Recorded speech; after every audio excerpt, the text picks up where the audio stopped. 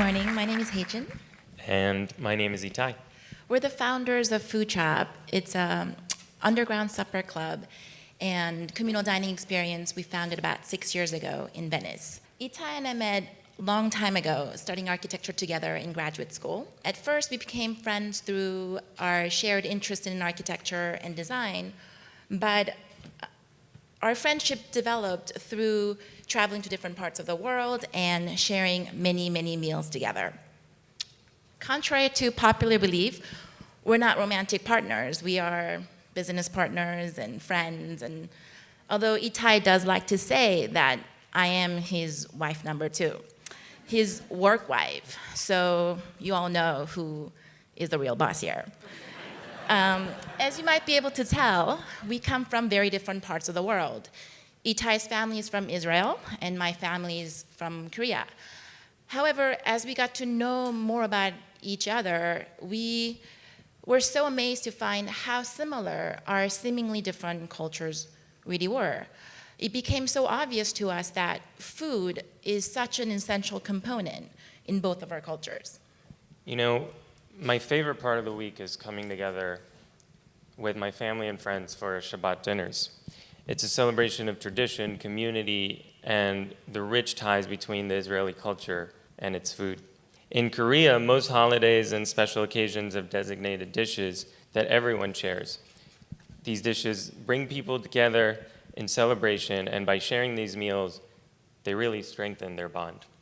And some of our most powerful memories from both of our childhood is large family gatherings together to share a copious amount of food.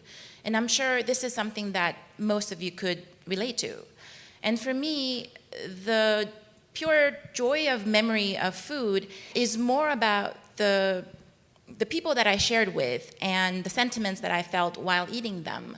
In other words, the best memories of my favorite meals are about the experience of sharing more than the food itself.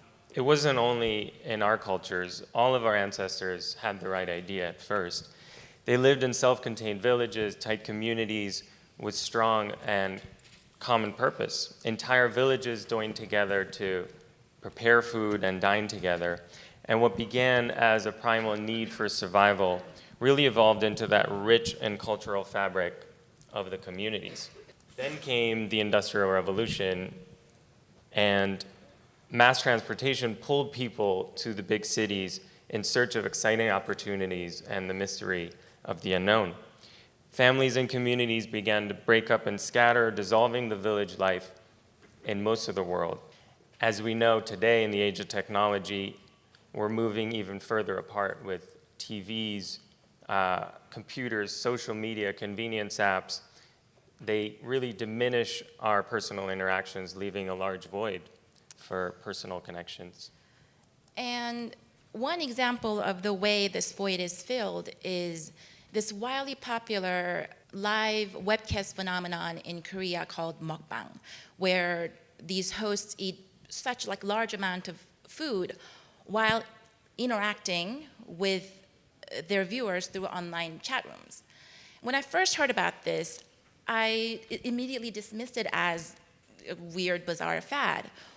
Why would anybody watch someone, a stranger, eat online, let alone such large quantity of food?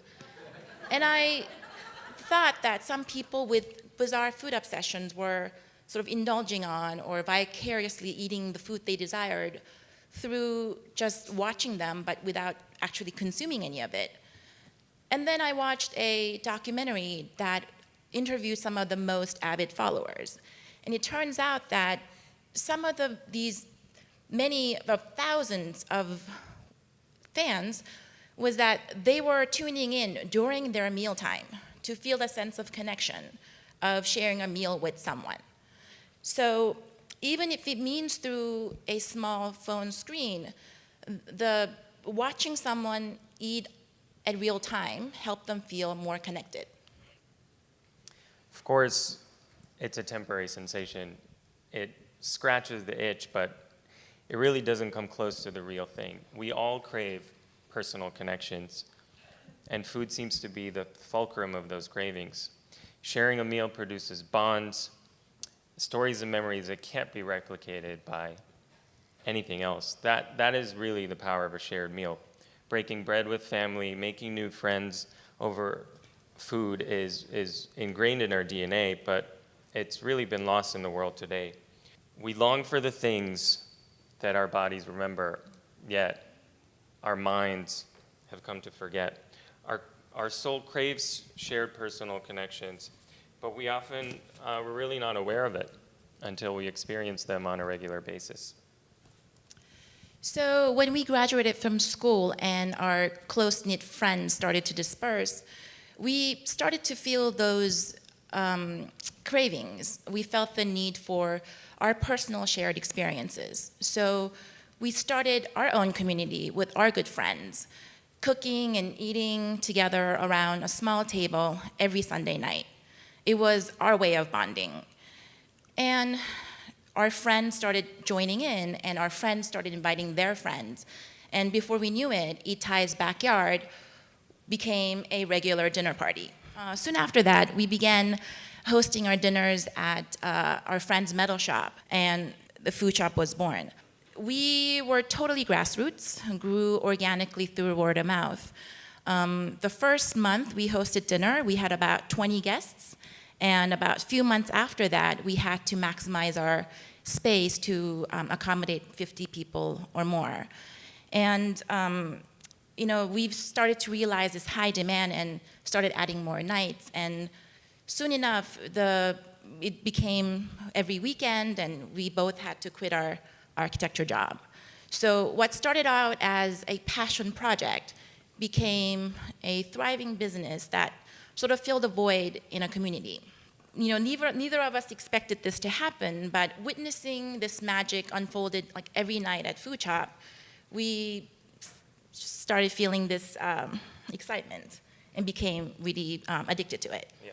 This slide is talking about one of the points here. We really identified 3 main ingredients of Food Shop. First, of course, is the great food. Food really draws our guests in and creates the initial interaction between them. Growing up, for both of us, sharing meals, it was natural for us to design the menus to fit that sentiment.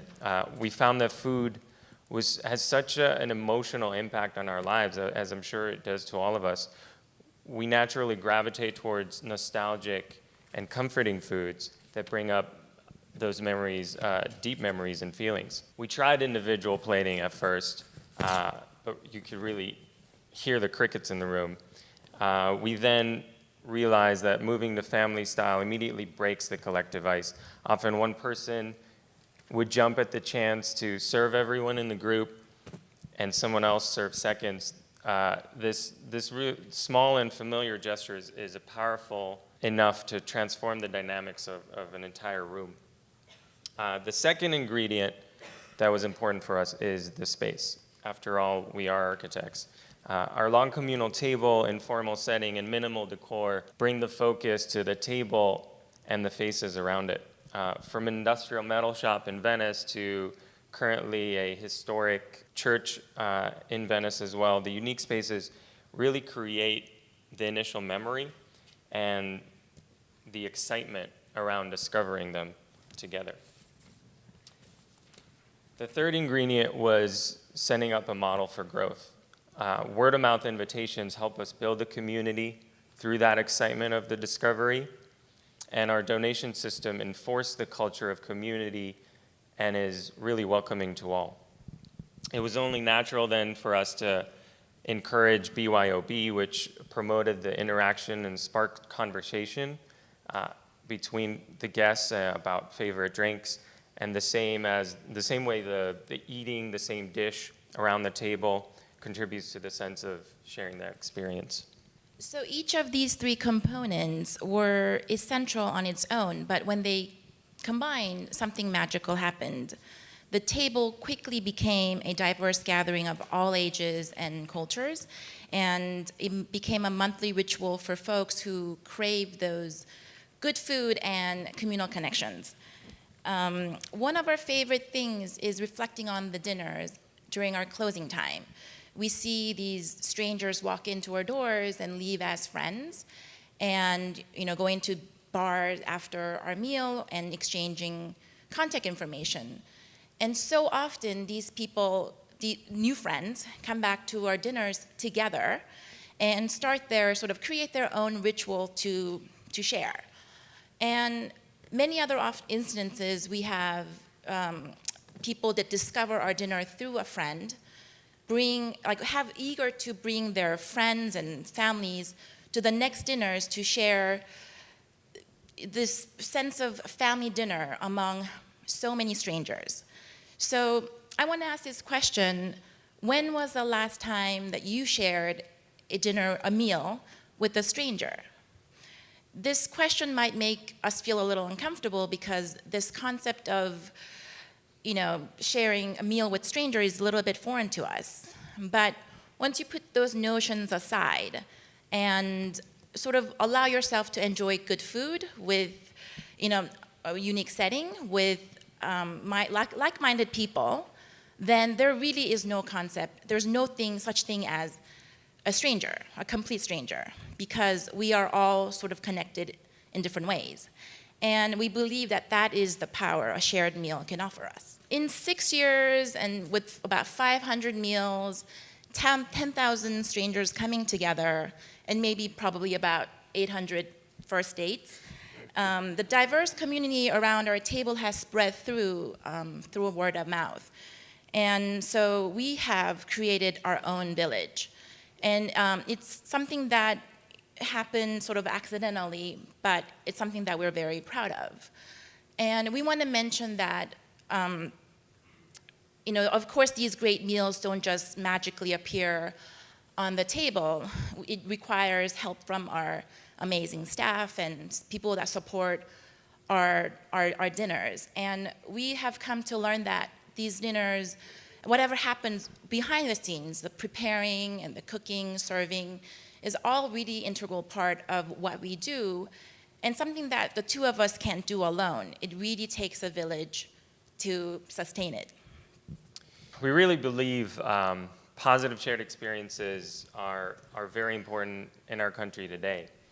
Rather than uniting over the fear and hatred, we need to be reminded of the beautiful and diverse culture this country has fostered for so many years. Community dining, it builds bridges, breaks down barriers, gives us all the opportunity to get to know one another in a safe and sacred space, free from the fear and division we seem to be facing more and more today. As we have grown over the years, started our own families, we've witnessed our community evolve and expand as well. Through those changes, Hyejin and I are still excited and love dining at our communal table every month ourselves. Sharing meals with our guests really offers us the experience, a powerful experience that are unique each and every time. We hope to encourage the growing number of aspiring chefs and creatives out there to really create their villages around the world and make a lasting impact. Thank you. Thank you.